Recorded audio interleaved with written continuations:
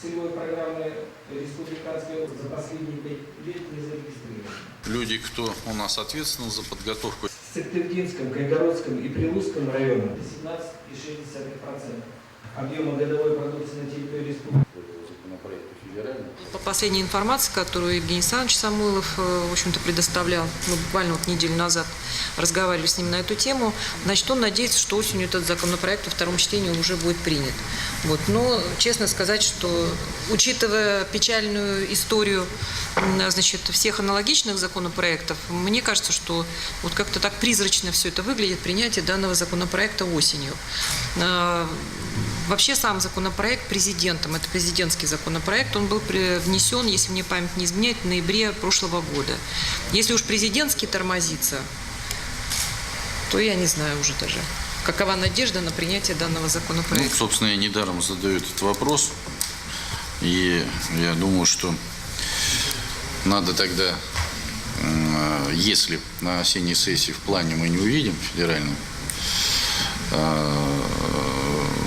Госдумы, да, Федерального собрания, то я предлагаю вернуться к вопросу регионального закона, посмотреть еще раз под другим ракурсом.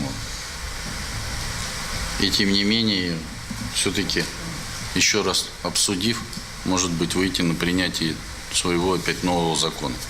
В рамках работы, значит, Народного фронта, Координационного совета предложения по мерам, значит, противодействия алкоголизма, они от общественников наших поступили. Вот. И мы уже включили это предложение по ускорению принятия данного проекта, значит, в перечень тех предложений, которые уже были отправлены на федеральный уровень. Мы надеемся, что, ну, как бы организация, даже вот само проявление общественного мнения, даже посредством, значит, обозначения на федеральный уровень через Народный фронт, все-таки будет способствовать принятию данного закона на федеральном уровне. И мне кажется, есть смысл по этому вопросу в целом в Республике Коми активизировать, скажем, таким образом, проявление, значит, общественного мнения по принятию данного закона.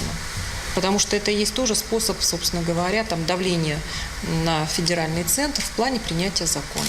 Ну, я думаю, что нам необходимо еще и по партийной линии посмотреть, и каким образом это можно было бы оформить для того, чтобы решение уже регионального отделения довести там тоже до центра.